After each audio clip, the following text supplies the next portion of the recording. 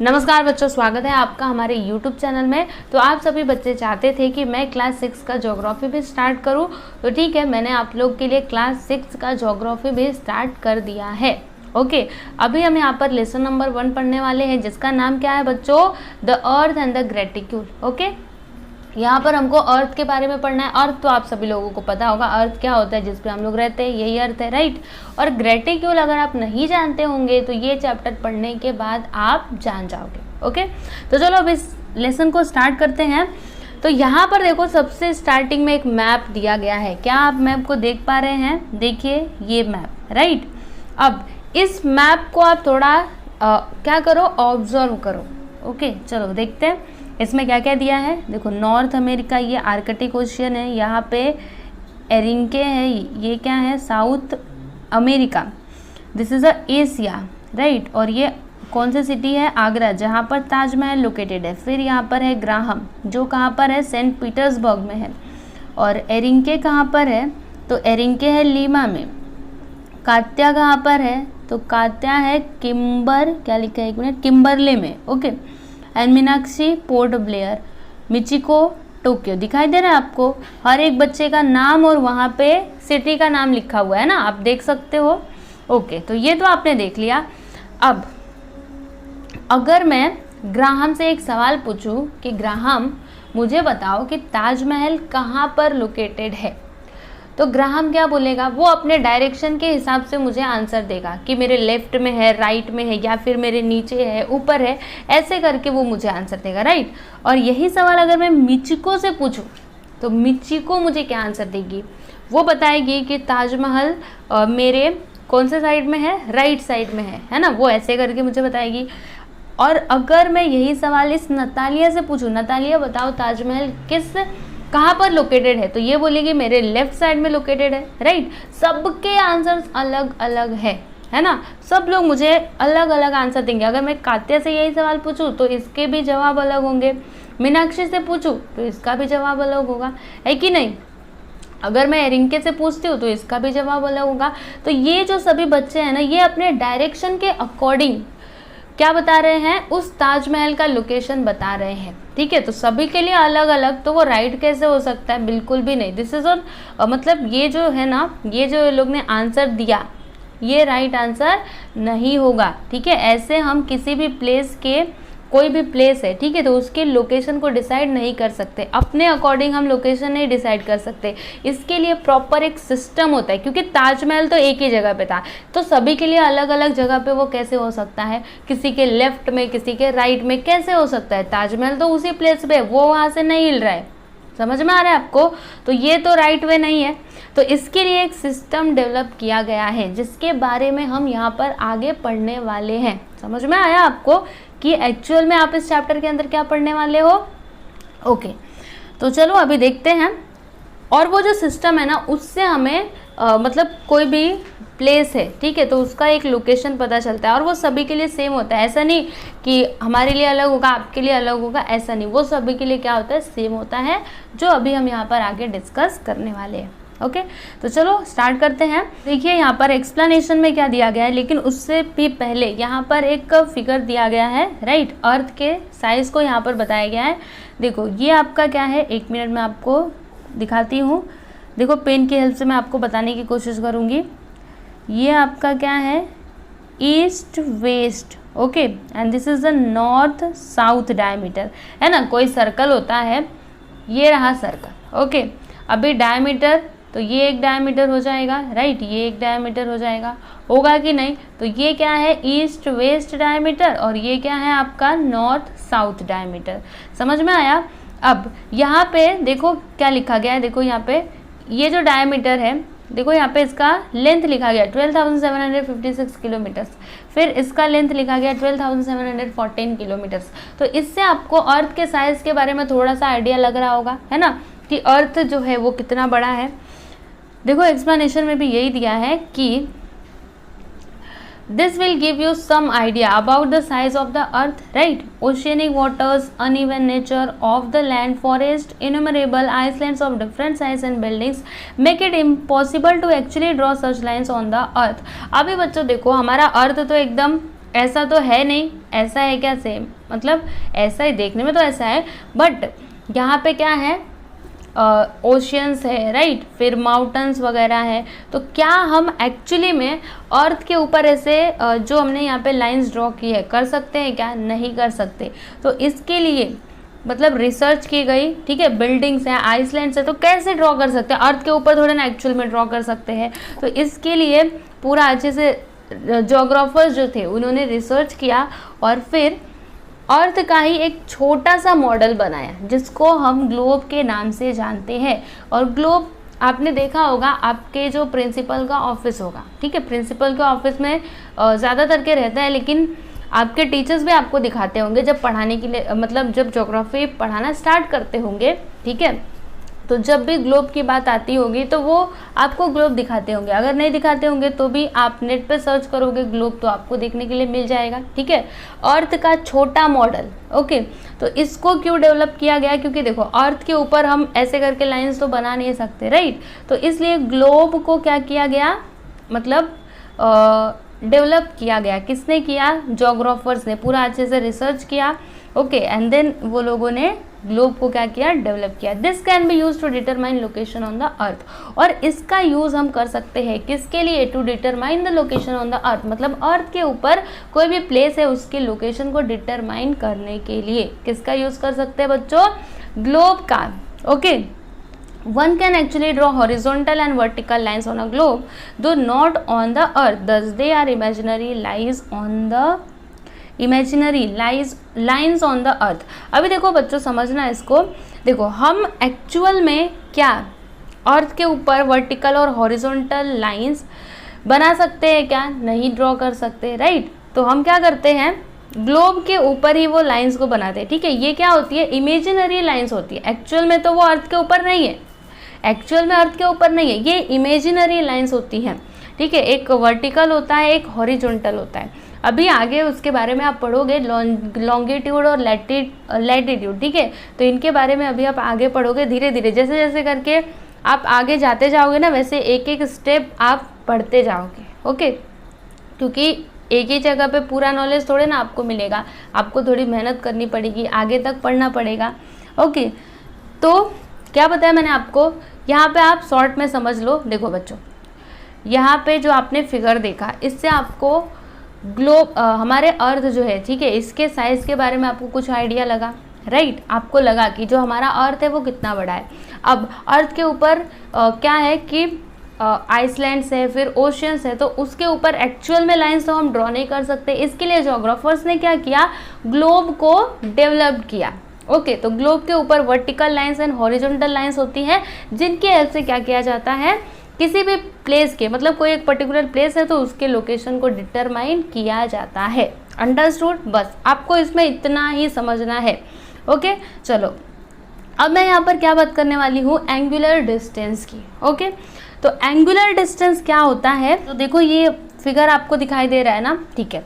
अब मैं आपको ये इस फिगर को ना एक्सप्लेन करूंगी। देखो इसमें क्या दिया गया है कि the location of any place on the earth is determined with reference to the centre of the earth. देखो बच्चों, जब भी हम क्या करते हैं, जो हमारा अर्थ है, ठीक है, इस पे कोई प्लेस है तो उसकी लोकेशन को जब भी हम डिटरमाइन करते हैं ना, तो रेफरेंस किसको लेते हैं? Centre of the earth. Earth का जो सेंटर होता है उसको रेफरेंस लेते हैं, मतलब उसको कंसिडर करके ही हम किसी भी प्लेस के लोकेशन को डिटरमाइन करते हैं, ओके। रेफरेंस मतलब क्या होता है? किसी को कंसिडर करना, ठीक है, उसको मानना। समझ में आ रहा है? तो वो होता है रेफरेंस। अब आगे देखो, in order to do it we consider a straight line joining the point on the surface and the centre of the earth. देखो बच्चों, ध्यान से समझना, हम ऐसा करने के लिए क्या करते हैं? We consider a straight line joining the point on the surface. हम एक स्ट्रेट लाइन को कंसिडर करते हैं जो क्या करता हो? Joining the point on the surface and the centre of the earth. देखो मैं आपको अच्छे से एक्सप्लेन करती हूँ इस फिगर की हेल्प से, ओके। सो समझिए, ये आपका पॉइंट एक्स, यहाँ पे कोई तो प्लेस है। अब इसको डिटरमाइन करने के लिए एक स्ट्रेट लाइन खींचा जाता है, ठीक है। अगर इसके लोकेशन को डिटरमाइन करना है तो इस तरह से एक स्ट्रेट लाइन खींचा जाता है, ठीक है। जैसे ये लाइन खींची गई है ना, इस तरह से यहाँ पे सेंटर तक, ओके। अब आगे पढ़ते हैं, आगे क्या दिया गया है, चलो देखो। At centre it makes an angle with the plane of the equator. अब देखो सेंटर तक तो हमने लाइन खींच दी, अब एंगल कैसे बनेगा, ये देखो सेंटर तक हमने लाइन खींच दी, यहाँ पे ना इक्वेटर होता है, ये आपका क्या है इक्वेटर है, ठीक है, ये पूरा आपका क्या है इक्वेटर है। अब यहाँ से जितने डिग्री का एंगल बनेगा ना उतने डिग्री पे हम बताते हैं कि ये जो प्लेस है वो लोकेटेड है। ओके, समझ में आ रहा है आपको। जैसे यहाँ पर देखिएगा, अगर यहाँ पर देखिए क्या दिया है XMV, यहाँ पे कितना डिग्री आ रहा है बताइए, 30 डिग्री है ना, 30 डिग्री दिया गया है। That is it's angular distance from the equator is 30 degree. मतलब अगर आपसे पूछे, ठीक है, कि ये जो पॉइंट X है ना ये कितने डिग्री पे है फ्रॉम द इक्वेटर, ओके, तो हम क्या बोलेंगे 30 डिग्री पे है फ्रॉम द इक्वेटर। इक्वेटर मतलब मैंने आपको बताया this is a equator, right. मतलब इक्वेटर क्या होता है, जो हमारे अर्थ को 2 इक्वल पार्ट्स में डिवाइड करता है, वो एक हॉरिजॉन्टल लाइन होती है, समझ में आ रहा है, एक हॉरिजॉन्टल लाइन होती है, उसी को हम क्या कहते हैं इक्वेटर कहते हैं। समझ में आ गया आपको इतना। अब आगे क्या दिया गया है, इतना तो आप समझ गए, इतने में कोई भी डाउट नहीं होना चाहिए आपको। अभी यहाँ पे एक और पॉइंट है, देखो y को ज़रा यहाँ पर देख लो, देखो ये जो पॉइंट y है, ओके, तो ये इसका मतलब इसका एंगुलर डिस्टेंस क्या है फ्रॉम द इक्वेटर, तो इसका एंगुलर डिस्टेंस है 60 degree from the equator. Okay, समझ में आ गया आपको। चलो अब नेक्स्ट यहाँ पे क्या बोला जा रहा है कि figure 1.3 shows another plane it passes through X. अच्छा चलो मैं आपको यहाँ पर ये भी बता देती हूँ। देखो ये जो फिगर 1.3 है इसी में देखना एक और प्लेन है, ये तो प्लेन हमने देखा, ये तो इक्वेटर का प्लेन है ना, ये आपका इक्वेटर है and this is the equator plane. अब इसके जस्ट ऊपर देखो एक और प्लेन है जो कि पैरेलल है इस इक्वेटर प्लेन के, है ना, इस प्लेन के क्या है पैरेलल है। पैरेलल मतलब क्या होता है, जब दो लाइंस एकदम ऐसे करके होती है, ठीक है, तो उनको हम क्या कहते हैं पैरेलल कहते हैं। तो ये दोनों, ठीक है, ये छोटे छोटे आपको जो सर्कल्स दिखाई दे रहे हैं this is a circle, right, तो ये दोनों क्या है पैरेलल है। ओके, समझ में आया आपको। अब ये जो सर्कल है ना, मैं मतलब देखो इस सर्कल पे ये जो है ना ये पॉइंट x है, राइट, तो अगर इसका एंगुलर डिस्टेंस पूछा जाए फ्रॉम द इक्वेटर तो क्या होगा 30 डिग्री होगा, राइट। अब इसी सर्कल पे मैं चाहे कहीं पे भी कोई भी पॉइंट लूँ, हमेशा इसका डिस्टेंस क्या होगा 30 डिग्री ही होगा, मतलब हमेशा इसका एंगुलर डिस्टेंस क्या होगा 30 डिग्री होगा। अब आप बोलेंगे कि होगा कैसे, क्योंकि देखो हमारा अर्थ कैसा है, ऐसे यहाँ पे फिगर में तो आपको दिखाई दे रहा है कि बस ऐसे एक गोला बना दिया हो गया, है ना, और यहाँ पे अगर आप मतलब यहाँ पे अगर आप एंगुलर डिस्टेंस मेजर करोगे, जैसे सपोज करो कि मैंने यहाँ पर एक पॉइंट ले लिया, ठीक है, तो अब यहाँ से इसका एंगुलर डिस्टेंस मेजर करोगे तो एक्चुअल में तो कुछ और आएगा, बट हम उसको क्या कंसिडर करते हैं, मतलब यहाँ पे आप कोई भी प्लेस होने दो इस प्लेस पे, ठीक है, मतलब ये जो है ना ये सर्कल, इसके ऊपर कोई भी प्लेस होने दो, इसका एंगुलर डिस्टेंस हम कितना बोलेंगे 30 डिग्री ही बोलेंगे। समझ में आ रहा है आपको। तो मैं क्या बता रही थी आपको, हमारा अर्थ कैसा है, ऐसे पूरा गोल है ना, ठीक है, तो अगर हम इसके सेंटर, ठीक है, अर्थ के सेंटर से चाहे जहाँ भी जाए डिस्टेंस तो वही रहेगा ना। समझ में आ रहा है आपको, मतलब मेरी बात आप समझने की कोशिश करो, ठीक है, समझोगे तभी समझ में आएगा, नहीं तो नहीं आने वाला। Okay, so try to understand. यहाँ पे एक्सप्लेनेशन भी पूरा प्रॉपरली दिया गया है, तो मेरे पढ़ाने के बाद आपको क्या करना है, एक बार गो थ्रू करना है, एक बार रिवाइज करना है, क्योंकि बिना रिवाइज के आपको समझ में नहीं आने वाला। ओके, तो इतना आपको क्लियर हो गया। वैसे ही सेम थिंग यहाँ पर अगर मैं नीचे वाली की बात करूँ, ठीक है, ये जो नीचे वाला सर्कल है, ओके, तो इसका डिस्टेंस देखो, ये पॉइंट जो y है, तो इक्वेटर से इसका एंगुलर डिस्टेंस क्या है 60 डिग्री, तो इस सर्कल के ऊपर मैं कोई भी कहीं पे भी पॉइंट ले लूँ, हमेशा इसका एंगुलर डिस्टेंस क्या होगा 60 डिग्री ही होगा। Okay, clear. चलो नेक्स्ट यहाँ पर क्या देखेंगे, ये तो आपको समझ में आ गया है ना, 2 पॉइंट्स तो आपको क्लियर हो गए होंगे। ग्लोब क्या होता है आपने समझ लिया है ना, ग्लोब क्यों डेवलप किया गया वो भी आपको पता है, एंड यहाँ पे मैंने आपको एंगुलर डिस्टेंस भी बता दिया। अगर कुछ भी डाउट रहेगा तो आप मुझसे कमेंट करके पूछ सकते हैं, ओके, या फिर टेलीग्राम चैनल को भी ज्वाइन कर सकते हैं और वहाँ पे भी अपने सवालों मतलब अपने सवाल को आप पूछ सकते हो, ठीक है ना। चलो डू इट योर सेल्फ। देखो बच्चों ये आपको खुद से करना है, मैं आपको एक्सप्लेन करूँगी और करके भी दिखाऊँगी, ठीक है।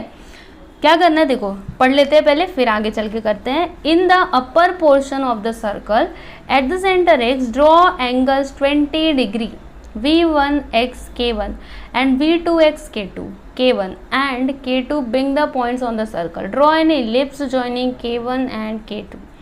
अच्छा, एक एक करके पढ़ते जाते हैं और फिर बनाते जाते हैं, नहीं तो ना मिस्टेक हो जाएगी। देखो मैं आपको बताती हूँ। देखिए स्टूडेंट्स, अब आपको वो फिगर भी दिखाई दे रहा होगा और जो पॉइंट्स है वो भी आपको दिखाई दे रहे होंगे, तो इनकी हेल्प से हम यहाँ पे ड्रॉ कर लेंगे। क्या बोला जा रहा है देखो, आपको क्या करना है ना, 20 डिग्री का डिस्टेंस लेना है, एंगुलर डिस्टेंस। ये देखो यहाँ पे डिस्टेंस ना 20 डिग्री का, मैं यहाँ पे अच्छे से ड्रॉ नहीं कर पा रही हूँ। आप एक काम करना, पेंसिल से अगर ड्रॉ करोगे ना, आप समझ लो, ठीक है। तो पेंसिल से जब ड्रॉ करोगे एकदम प्रॉपरली प्रोटेक्टर की हेल्प से करोगे ना, तो आपको आंसर मिलेगा। This is K2 and this one is K1, angular distance is 20 degree, okay right. इस तरह से करना है आपको। और फिर क्या करना है देखो, यहाँ से ना इलिप्स बनाना है ऐसे करके, ठीक है, मैंने बना दिया। फिर आपको नीचे जाना है और नीचे 60 डिग्री का एंगुलर डिस्टेंस होना चाहिए, ठीक है ना, इस तरह से। ये आपका समझिए P1, ये आपका P2, और फिर यहाँ पर एक इलिप्स बना दीजिए, राइट। अब इलिप्स तो हमने बना दिया और तीनों क्या है, पैरेलल भी है ना। देखो तीनों क्या है, पैरेलल है। अब यहाँ पर आप एक बात बताओ कि ये जो इलिप्स मैंने आपको बताए हैं, क्या ये तीनों सेम है? तीनों सर्कल के साइज सेम है क्या? देखिए और बताइए, सेम है क्या? तीनों सर्कल के साइज सेम नहीं है, अलग अलग है। तो ऐसा क्यों? क्योंकि जो हमारा अर्थ है ना, वो कैसा है, spherical in shape, okay, that's why ऐसा है। समझ में आ रहा है आपको? देखिए यहाँ पर दिया रहेगा कहीं, तो मैं आपको बताती हूँ। देखो, you must have realized that the ellipse drawn by joining the 20 degree points in larger than the ellipse that joins the 60 degree points। देखा था ना हमने, देखो जो 20 डिग्री पॉइंट्स को जब हमने ज्वाइन किया था, ठीक है, K1 और K2 को जब ज्वाइन करके एक इलिप्स बनाया था, वो इलिप्स को देखो, और जो 60 डिग्री हमने नीचे लिया था, ठीक है, वो जो इलिप्स बनाया था, क्या ये दोनों सेम थे? सेम नहीं थे। हमने देखा था ऊपर वाला जो K1 और K2 को ज्वाइन किया था, वो बड़ा था इससे, था कि नहीं था ना। However, the distances xk1 and xp2 are the same। मतलब जो डिस्टेंस थे, ठीक है, xk1 और xp2 के, ये दोनों सेम थे, लेकिन फिर भी वो जो इलिप्स था, ठीक है, वो मतलब वो शेप में सेम नहीं, वो साइज में सेम नहीं थे, okay.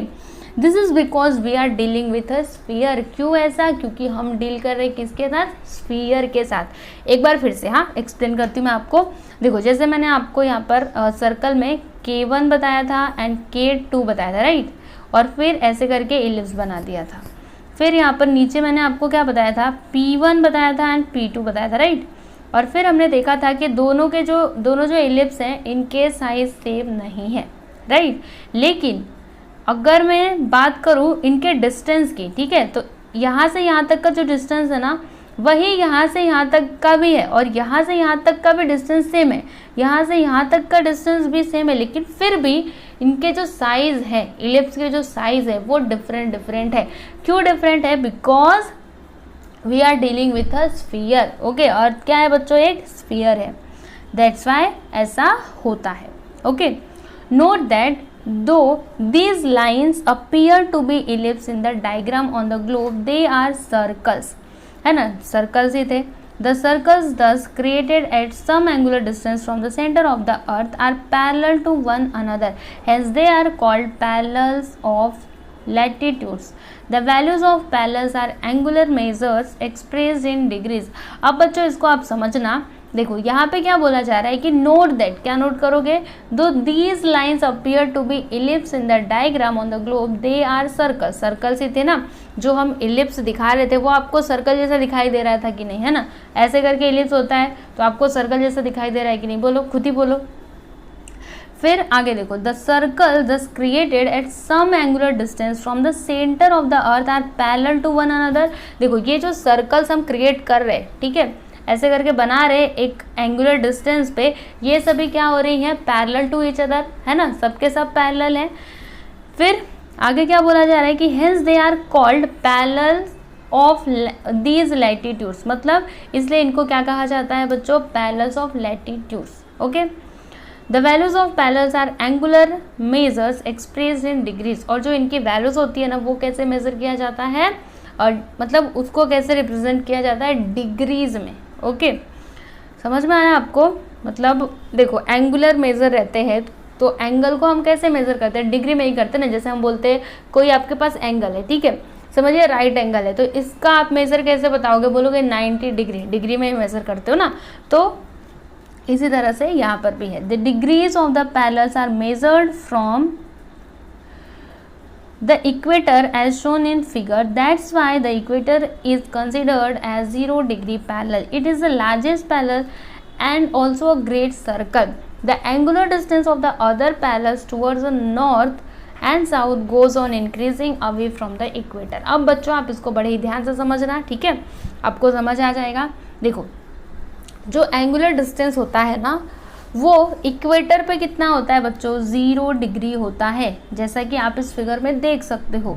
This is your equator, right. देखो ये आपका इक्वेटर ऐसे करके बीच में रहता है। अब यहाँ पे जो आपका लैटिट्यूड रहेगा, ठीक है, ये क्या हो जाएगा, 0 डिग्री। अब इसके जैसे जैसे आप ऊपर जाते जाओगे वैसे वैसे ये बढ़ता जाएगा। पहले 10 होगा, 20 डिग्री, 30 डिग्री, 40 डिग्री, 50, 60, 70, 80 और लास्ट में क्या, 90। वैसे ही इस साइड में भी होता है, इस साइड में भी देखो 10, 20, 30, 40 ऐसे करके ऊपर जाता जाएगा, ठीक है। जब आप नॉर्थ की तरफ जाओगे तो वो ऊपर जाता जाएगा, मतलब बढ़ता जाएगा, ठीक है। और जब आप नीचे की तरफ आते जाओगे तो इधर से भी बढ़ेगा। मतलब आपको पता है इक्वेटर क्या करता है, जो हमारा अर्थ है उसको 2 इक्वल पार्ट्स में डिवाइड करता है, राइट। तो इक्वेटर के ऊपर जाओगे तो भी आपके जो डिग्रीज है वो बढ़ेंगे, और इक्वेटर के नीचे आओगे, साउथ की तरफ आओगे तो भी आपकी डिग्रीज क्या होंगी, बढ़ेंगी। समझ में आ रहा है आपको? जैसे अगर आप नीचे आएंगे ना तो यहाँ पर 10 होगा, 20 होगा, ऐसे करके 90 तक तो आना ही है। ओके, इधर 90 होता है, इधर 90 होता है। ये होता है आपका नॉर्थ पोल, ये होता है आपका साउथ पोल। अभी आप आगे पढ़ोगे, ठीक है ना, सारी चीज़ें यहाँ पे आपको क्लियर हो जाएंगी ग्लोब के बारे में। ग्लोब क्या होता है, अर्थ क्या होता है, कौन कौन से डिग्रीज होते हैं, ओके, लैटिट्यूड क्या होता है, लॉन्गिट्यूड क्या होता है, एवरीथिंग सब आप यहाँ पे पढ़ोगे। अब मैं आपको यहाँ पर क्या बताने वाली थी, ये देखो ये अर्थ का सेंटर है, ओके, अर्थ का एक्सिस है, ये नॉर्थ पोल, ये साउथ पोल, इक्वेटोरियल प्लेन ये है, और ये आपका क्या है, इक्वेटर। ओके, चलो नेक्स्ट यहाँ पर देखो जो जो दिया था मैंने आपको सब कुछ एक्सप्लेन कर दिया है। आपको बिल्कुल भी टेंशन लेने की ज़रूरत नहीं है, मैं आपको जितना भी पढ़ाते जाती हूँ बस आप उसको ध्यान में रखते जाओ, ठीक है ना। चलो आगे देखो, the equator bisects the earth into north and south parts, the one to the north is called the northern hemisphere while the one to the south is called the southern hemisphere। देखो बच्चों मैं आपको कब से बता रही थी कि जो इक्वेटर होता है वो अर्थ को 2 इक्वल पार्ट्स में डिवाइड करता है, राइट। ये तो मैंने आपको बताया था, लेकिन मैंने आपको नॉर्थन हेमिस्फीयर और साउथर्न हेमिस्फीयर तो बताया ही नहीं था। तो नॉर्थन हेमिस्फीयर क्या होता है, देखो मैं आपको फिगर की हेल्प से समझाने की कोशिश करूँगी। This is your earth, okay, earth जैसा दिखाई नहीं दे रहा बट है, ये आपका इक्वेटर है, राइट। तो मैंने आपको क्या बोला, इक्वेटर क्या करता है, अर्थ को 2 इक्वल पार्ट्स में डिवाइड करता है, एक नॉर्थ पार्ट एंड एक साउथ पार्ट। ये जो ऊपर वाला हिस्सा है ना, this is your north part, ये क्या है बच्चों, नॉर्थ पार्ट है, okay. And this one is your, ये वाला जो पार्ट है ये क्या है आपका, साउथ पार्ट है। बोलो कौन सा पार्ट है, साउथ पार्ट है, ओके। अब इसमें नॉर्थर्न हेमिस्फीयर क्या होगा, तो नाम से याद रखो ना, ये जो नॉर्थ पार्ट है इसको क्या कहते हैं, नॉर्थर्न हेमिस्फीयर, और जो साउथ पार्ट है उसको क्या कहते हैं, साउथर्न हेमिस्फीयर। ओके, ध्यान में रखना, नॉर्थर्न हेमिस्फीयर जो नॉर्थ पार्ट रहता है वो, ठीक है, इक्वेटर क्या करता है, 2 इक्वल पार्ट्स में डिवाइड करता है, राइट। तो एक नॉर्थ पार्ट होता है, एक साउथ पार्ट होता है। तो जो नॉर्थ में जो रहता है, ठीक है, जो नॉर्थ वाला पार्ट रहता है उसको हम क्या कहते हैं, नॉर्थर्न हेमिस्फीयर, और जो और नीचे वाला पार्ट रहता है, ओके, उसको हम क्या कहते हैं, साउथर्न हेमिस्फीयर कहते हैं, ठीक है ना। इतने में कोई डाउट है क्या आपको, बिल्कुल भी नहीं होना चाहिए। हाँ, हर चीज़ को मैं आपको एकदम पूरा डिटेल में एक्सप्लेन कर रही हूँ। सो मैं ऐसा उम्मीद करती हूँ कि आपको कुछ भी डाउट नहीं होगा, लेकिन फिर भी कुछ भी डाउट हो आप मुझसे कमेंट करके पूछ सकते हो, ठीक है ना। Towards the north and south of the equator parallels of latitude progressively become smaller and smaller. तो देखो बच्चों ये तो जाहिर सी बात है, देखो यहाँ पे क्या बोला जा रहा है कि जैसे एक्चुअली मुझे ना ये ड्रॉ करके रखना ही चाहिए आपको एक्सप्लेन करने के लिए। देखो ये मैंने अर्थ ड्रॉ कर दिया, okay, and this is your equator, right. अभी आप इक्वेटर इसको समझना, यहाँ पे क्या बोला जा रहा है कि towards the north and south of the equator parallels of latitude progressively become smaller and smaller. देखो जैसे मैंने यहाँ पर ये लैटिट्यूड खींचा, ये लैटिट्यूड इधर खींचा, लैटिट्यूड लैटिट्यूड लैटिट्यूड, ठीक है। तो अगर आप इसको ध्यान से देखोगे तो अगर मैं नॉर्थ की तरफ जा रही हूँ तो देखो ये जो लैटिट्यूड है ये छोटा छोटा होते जा रहा है कि नहीं, स्मॉलर एंड स्मॉलर होते जा रहा है कि नहीं, है ना। तो ये स्मॉलर मतलब छोटा छोटा छोटा, जैसे जैसे आप ऊपर जाते जाओगे नॉर्थ की तरफ जाओगे तो आपको लैटिट्यूड जो है वो कैसा दिखाई देगा, छोटा होता जाएगा। और जैसे जैसे आप नीचे की तरफ आओगे तो इधर भी क्या होगा, लैटिट्यूड क्या होता जाएगा, छोटा होता जाएगा, ठीक है ना। On the globe at the north and south ends of the earth's axis they appear as points, these are called north pole and the south pole respectively। मैंने आपको अभी अभी नॉर्थ पोल और साउथ पोल के बारे में बताया था, राइट। तो अब एक्चुअल में समझ लो क्या होता है। हाँ, मैं आपको फिर से एक नया फिगर बना करके एक्सप्लेन करती हूँ। देखो this is your earth and ये आपका क्या है, इक्वेटर। अब ये आपके क्या है, लैटिट्यूड से, ठीक है। जैसे जैसे आप ऊपर जाते जाओगे वैसे वैसे इनका जो लेंथ है वो कम होता जाएगा और लास्ट में एक पॉइंट बचेगा यहाँ पर, ठीक है। लास्ट में एक पॉइंट बचेगा, इसको हम क्या कहते हैं, जो नॉर्थ में रहता है इसको हम क्या कहते हैं, नॉर्थ पोल कहते हैं, ठीक है ना। क्या कहते हैं, नॉर्थ पोल। जो वो पॉइंट आपको दिखाई दे रहा है ना, दिस इज अ पॉइंट, ये क्या हो गया, नॉर्थ पोल। अब नीचे आते जाओगे ना तो ये छोटा छोटा होते होते लास्ट में एक पॉइंट मिलेगा, इसको हम क्या कहते हैं बच्चों, साउथ पोल कहते हैं। ओके, क्लियर है आपको इतना। नॉर्थ एंड साउथ पोल किसको कहते हैं, नॉर्थर्न हेमिस्फीयर, और साउथर्न हेमिस्फीयर किसको कहते हैं, है ना। इतनी बात तो आपको क्लियर हो ही जानी चाहिए। And parallel of latitudes, you know this. चलो आगे देखते हैं। While mentioning the value of a parallel, जब भी आप क्या कर रहे हो, पैरेलल के वैल्यू को मेंशन कर रहे हो, it is necessary to mention whether it is in the northern और साउथर्न हेमिस्फीयर। मतलब आपको वहाँ पे ज़रूरी हो जाता है, क्या ज़रूरी होता है कि ये बताना कि वो जो भी आप पैरेलल के बारे में बात कर रहे हो वो नॉर्थर्न हेमिस्फीयर में है या फिर साउथर्न हेमिस्फीयर में है। ओके, क्लियर हो गया। The parallels from the northern hemisphere are referred to as 5 degree and 15 degree and 13 degree 30 degree and 50 degree and. देखो बच्चों, ये आपका ग्लोब, राइट, ये आपका इक्वेटर। अब अगर मैं मतलब इसके मतलब समझिए यहाँ पे कोई पैरेलल है, राइट। अब मुझे इसकी बात करनी है तो मैं कैसे इसको बताऊंगी, क्योंकि ये तो ये बताइए कौन से हेमिस्फीयर में है, नॉर्थर्न हेमिस्फीयर में, राइट। तो इसको अगर मुझे लिखना है तो मैं कैसे लिखूंगी, समझिए यहाँ पे एंगुलर डिस्टेंस है 30 डिग्री, राइट। तो मैं क्या लिखूंगी, 30 डिग्री एन, क्योंकि अगर मैंने बस 30 डिग्री बोल दिया तो 30 डिग्री तो नीचे भी होता है, साउथर्न हेमिस्फीयर में भी होता है, तो गलत हो सकता है ना, है ना। हम मतलब सामने वाला कैसे समझेगा कि हम किसकी बात कर रहे हैं, इसलिए आपको वहाँ पे मेंशन करना पड़ता है। अगर आप नॉर्थर्न हेमिस्फीयर की बात कर रहे हो तो क्या लिखोगे, 30 डिग्री लिख करके लास्ट में एन लिख दोगे। अगर आप साउथर्न हेमिस्फीयर की बात कर रहे हो तो 30 डिग्री लिखोगे और फिर उसके मतलब उसके पीछे क्या लिख दोगे, एस लिख दोगे, जैसे यहाँ पर आपको दिखाया गया है। देखो पूरा एकदम प्रॉपरली एग्जाम्पल के थ्रू आपको समझाया जा रहा है, ठीक है ना, जिससे आप लोग को थोड़ा भी कंफ्यूजन ना हो। देखो कैसे यहाँ पे डिग्री लिखी गई है और फिर लास्ट में एन, वैसे यहाँ पे देखो साउथ का भी लिया गया है 5 डिग्री एस। अगर आप 5 डिग्री पैरेलल की बात कर रहे हो, ठीक है ना, तो वहाँ पे आपको 5 डिग्री फिर क्या लिखना है, एस। तो इससे क्या होगा, हम समझ जाएंगे, ठीक है। आपके टीचर्स या फिर जो भी रहेगा जिसको आप कुछ भी बताना चाहते हो तो वो समझ जाएगा कि आप साउथर्न हेमिस्फीयर की बात कर रहे हैं।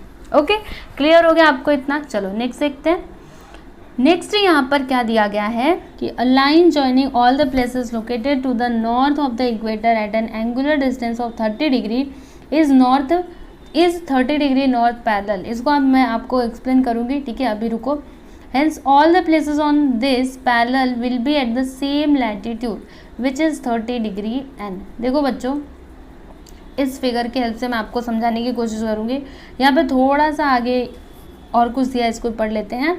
New Orleans in North America, Cairo in Africa और Basra and Lhasa in Asia are all located at 30 degree and parallel. The same concept holds good for all other parallels। देखो बच्चों, अब मैं आपको एक्सप्लेन करती हूँ पूरा अच्छे से।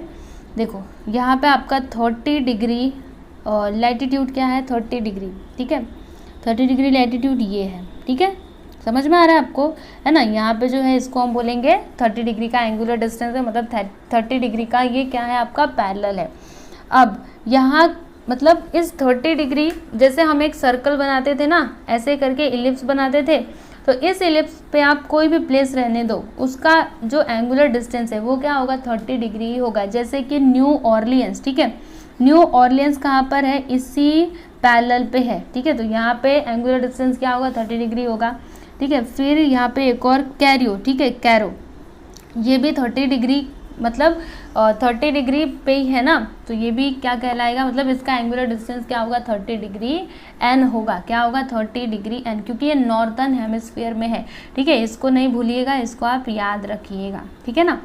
इसी तरह से आप इसको पूरा डिटेल में स्टडी करो, नहीं समझ में आए तो पूछ सकते हो। ओके, इक्वेटर भी आपको दिखाई दे रहा है, लॉन्जिट्यूड भी आप देख सकते हो, है कि नहीं। चलो अब आगे क्या दिया है, देखो आपको क्या करना है, ऑरेंज लेना है, ओके, उसकी स्किन निकालनी है, एंड देन ओके वर्टिकल से, ओके देखो यहाँ पर इस तरह से आपको ऑरेंज के साथ करना है, ऑरेंज लेना है, उसको पूरा छिलका निकाल देना है, और एक एक करके ऐसे करके आपको उसको निकालते जाना है, जैसे यहाँ पर निकाला जा रहा है, ठीक है। तो सेम इसी तरह से हमारा अर्थ भी होता है। चलो मैं आपको बताती हूँ कैसे। ये देखो, this is our earth, right, ये हमारा अर्थ है।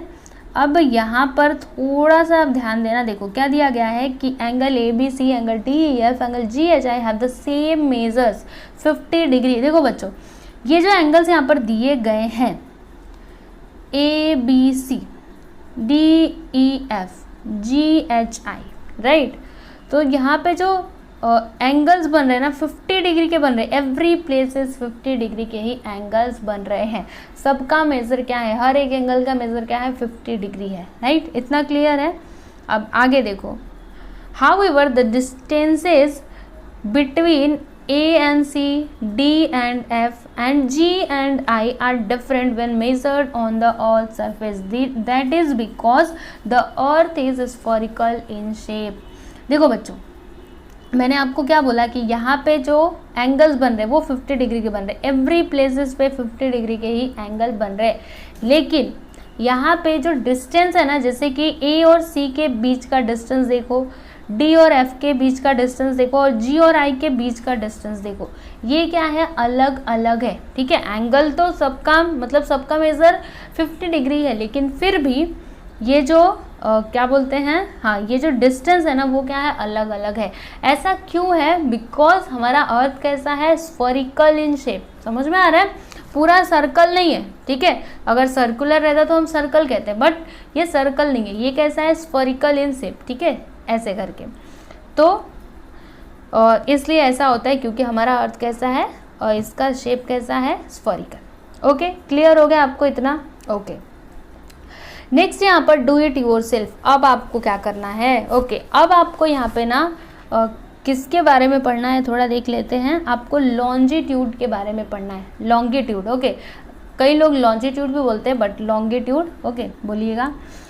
तो ये एक्टिविटी तो आप खुद से भी कर सकते हो। देखो यहाँ पे आपको क्या बोला ना कि ड्रॉ द लाइन MB, आपको यहाँ पर MB लाइन ड्रॉ करना है इस तरह से, and measure the angle it makes the line AM।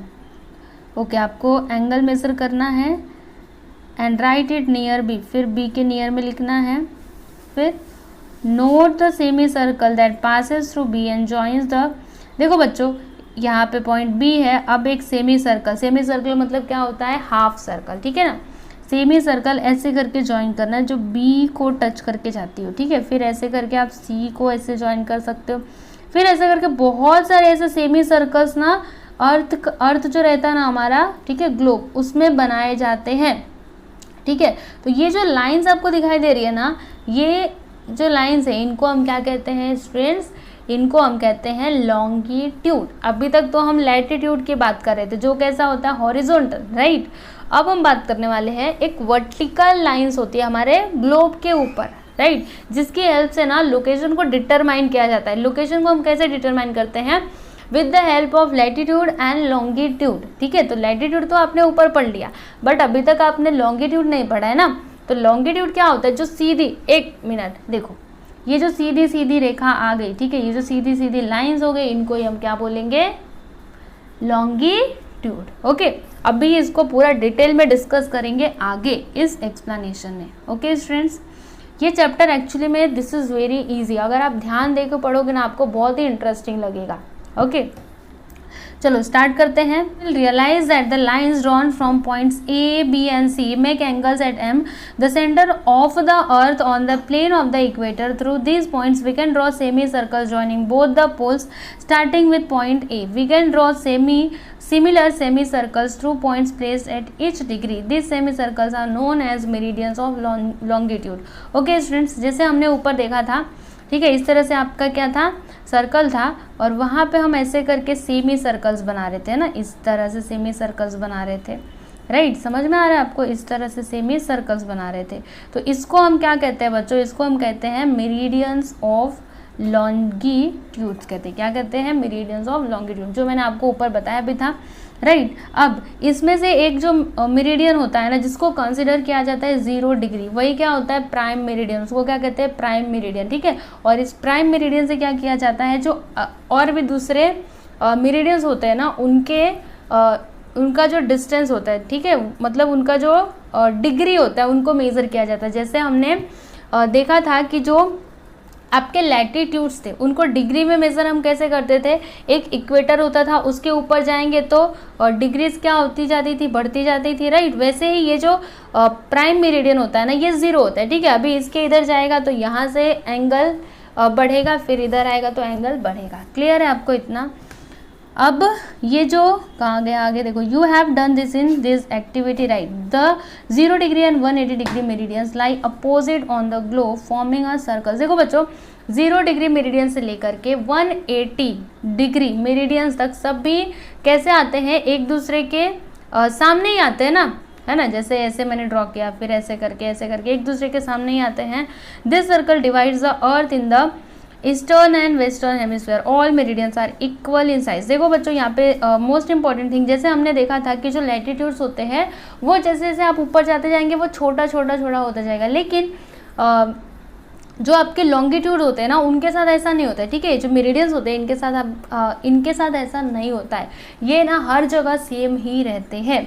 और यहाँ पर मैं आपको क्या बताना चाहती थी, ईस्टर्न एंड वेस्टर्न हेमिस्फीयर्स, मतलब ये जो सर्कल्स होते हैं ये क्या करते हैं, हमारे अर्थ को eastern hemisphere and western hemisphere में डिवाइड कर देते हैं। जैसे हमने क्या देखा था, इक्वेटर क्या करता है, हमारे अर्थ को नॉर्थर्न एंड साउथर्न में डिवाइड करता है। वैसे ही ये जो सर्कल्स, ठीक है, ये जो मेरिडियंस होते हैं ये क्या करते हैं, मतलब ये जो सर्कल होता है, okay, this circle divides the earth in the eastern and western hemisphere. Okay, all meridians are equal in size, और ये सभी जो मेरिडियंस होते हैं, ओके, सभी इक्वल साइज में होते हैं, मैंने आपको बता ही दिया था। अब आगे क्या देखेंगे, ओके चलो, meridians in the eastern hemisphere are labelled at 10 degree E. देखो बच्चों, जैसे हमने नॉर्थर्न एंड साउथर्न में देखा था, राइट।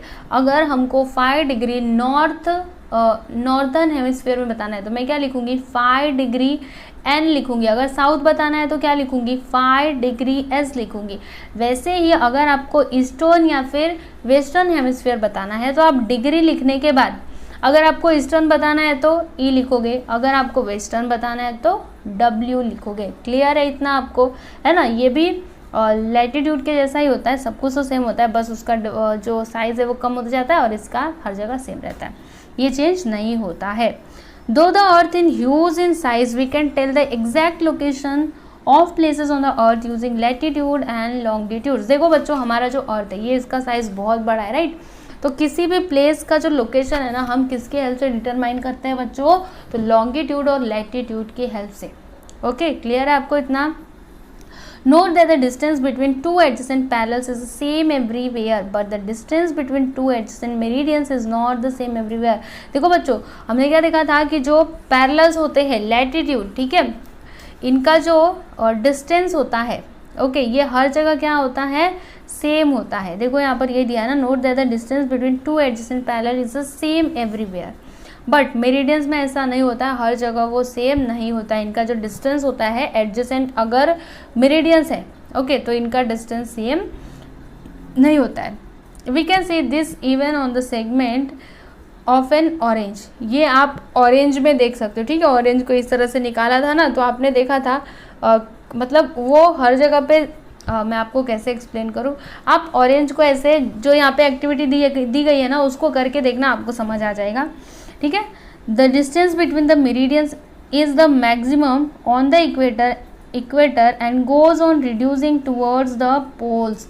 देखो यहाँ पर क्या दिया गया है कि the distance between the meridians is the maximum on the equator and goes on reducing towards the poles at the poles it is 0। देखो मैं आपको ना फिगर की हेल्प से समझाने की कोशिश करूँगी, क्योंकि ऐसे यहाँ पे एक्सप्लेन करने से नहीं काम चलेगा। देखो दिस इज़ योर, सपोज कि ये आपका क्या है, अर्थ है, ओके। अब यहाँ पे मैं मेरिडियंस ड्रॉ कर रही हूँ लाइक दिस, ऐसे, फिर ऐसे, इधर से ना ऐसे ऐसे। तो देखो यहाँ पे जो दो एडजेसेंट मेरिडियंस है, ठीक है, क्या हर जगह इनके बीच का जो डिस्टेंस है हर जगह सेम है क्या? नहीं, अलग अलग है। और सबसे मैक्सिमम डिस्टेंस कहाँ पर है? यहाँ पर है, इक्वेटर के पास, राइट, बीच में सबसे ज़्यादा डिस्टेंस होता है। फिर जैसे जैसे आप ऊपर जाते जाओगे डिस्टेंस कम होते जाएगा। देखो इन दोनों के बीच का डिस्टेंस कम होते जा रहा है, दिखाई दे रहा है आपको? समझने की कोशिश करो, आएगा। और फिर लास्ट में जब नॉर्थ पोल या फिर साउथ पोल पे पहुंच जाएगा तो एकदम थोड़ा सा ही डिस्टेंस रह जाएगा, दोनों एक ही में मिल जाएंगे। क्लियर हो रहा है आपको?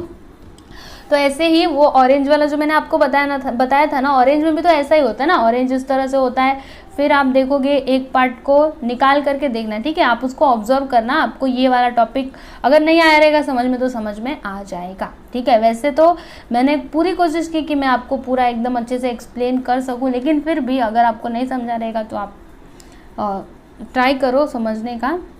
एंड यहाँ पर क्या दिया गया है कि the distance between any two adjacent parallels is 111 kilometre on the surface of the earth. देखो distance between two adjacent parallels कितना होता है on the surface of the earth? 111 kilometre.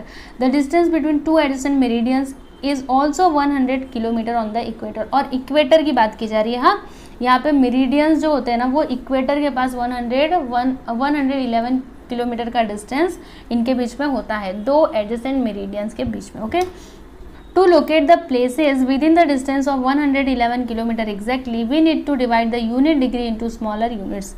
Degrees are divided into minutes and minutes into seconds. Conventionally, latitudes and longitudes are expressed into degrees, minutes and seconds. मतलब इस तरह से latitudes और longitudes को क्या किया जाता है? एक्सप्रेस किया जाता है मिनट, सेकेंड्स और डिग्रीज में, ओके। तो मैं आपको बताती हूँ कैसे उसको दिखाया जाता है। जैसे देखो यहाँ पर इस तरह से ये डिग्री दिखाई जाएगी, इस तरह से मिनट, मतलब यहाँ पे लिखा जाएगा कुछ, और इस तरह से एक ऊपर जैसे रहेगा, ठीक है ना, जैसे आप यहाँ पे देख पा रहे होंगे।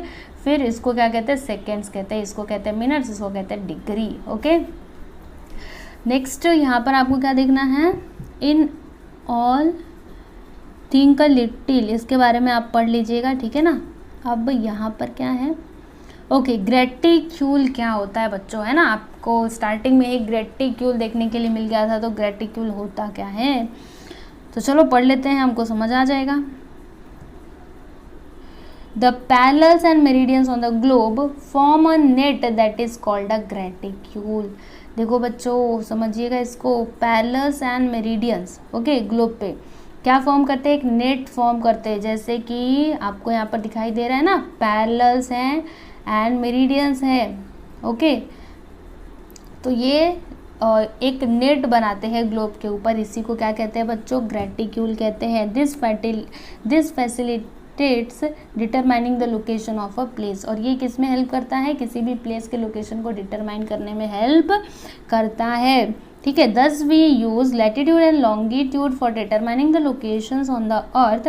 This method is being used even in today's modern age. मतलब ये जो मेथड है इसका मॉडर्न एज में यूज़ किया जाता है, जैसे कि GIS के लिए, फिर ग्लोबल पोजिशनिंग सिस्टम मतलब GPS, as also on Google Maps, Wikimapia and Bhuvan of ISRO on the internet also make use of latitudes and, कहाँ पहुँच गए,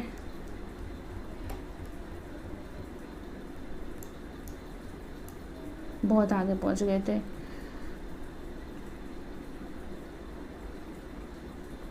बस ये लेसन हमारा कंप्लीट ही हो गया। सब चीज़ तो आपने पढ़ लिया है ना, हर चीज़ के बारे में आपको पता चल गया है ना, यही सब यहाँ पे दिया गया है। बस इस तरह से आपका लेसन नंबर 1 कंप्लीट हुआ। ठीक है बच्चों, तो यहाँ पे मैंने आपको जो कुछ भी पढ़ाया आप प्लीज़ इसको एक बार रिवाइज़ करना। लॉन्गिट्यूड क्या होता है, लैटिट्यूड क्या होता है, एंगुलर डिस्टेंस क्या होता है, ओके, ये सारी ग्लोब क्या होता है, फिर ग्रेटिक्यूल क्या होता है, मेन जो भी इंपॉर्टेंट पॉइंट्स हैं इनको आप पढ़ लेना। फिर पैरेलल्स ऑफ लैटिट्यूड्स क्या होता है, साउथर्न नॉर्थर्न हेमिस्फीयर क्या होता है, नॉर्थ पोल साउथ पोल क्या होता है, फिर ईस्टर्न हेमिस्फीयर क्या होता है, वेस्टर्न हेमिस्फीयर क्या होता है। ठीक है ना, ये सारे जो भी मेन टॉपिक्स है ना इनको आप अच्छे से पढ़ लीजिएगा, बस आपका ये चैप्टर कंप्लीट हो जाएगा। ओके स्टूडेंट्स, तो अब मैं यहाँ पर बात करने वाली हूँ एक्सरसाइज की। तो मैं आपको यहाँ पर बता दूँ, देखो एक्सरसाइज मैंने ऑलरेडी कंप्लीट करके रखा हुआ है, मैंने क्वेश्चन आंसर ऑलरेडी अपने चैनल पर डाले हुए हैं। तो आपको करना क्या है, देखो एक तो आप प्लेलिस्ट में जा कर के वहाँ से ज्योग्राफी के क्वेश्चन आंसर का जो प्लेलिस्ट रहेगा ना वहाँ पे आप जा कर के देख सकते हो, या फिर आप यूट्यूब पे सर्च करो। क्या सर्च करोगे, आपके लेसन का नाम क्या है, लेसन का नाम क्या है आपके, मैं आपको बताती हूँ। देखो your chapter name is the earth and the graticule. Okay, तो आप यूट्यूब पे क्या लिखोगे, the earth and the graticule class 6 question and answer. ठीक है ना, क्लास 6 क्वेश्चन एंड आंसर, इस तरह से आप लिखिएगा। और फिर लिखिएगा बाय एस, आंसर लिखने के बाद, ठीक है, क्वेश्चन एंड आंसर लिखने के बाद लिखिएगा बाय SK क्लास 2.0। ओके, इस तरह से जब आप लिखोगे ना तब आपको क्वेश्चन आंसर का भी वीडियो मिल जाएगा। ओके, क्लियर हो गया, आपको इतना समझ में आ गया फर्स्ट चैप्टर। फिर भी अगर कुछ भी डाउट रहे, कहीं से भी कुछ भी डाउट हो तो आप कमेंट करके पूछ सकते हो। ओके, चलो अब नेक्स्ट वीडियो जो होगा उसमें हम चैप्टर नंबर 2 करने वाले हैं। ठीक है ना, तो चैप्टर नंबर 1 को आप अच्छे से करिए, फिर चैप्टर नंबर 2 को हम देखेंगे, पढ़ेंगे एकदम अच्छे से। ठीक है ना, तो चलो मिलते हैं हम अगले वीडियो में, तब तक के लिए नमस्कार।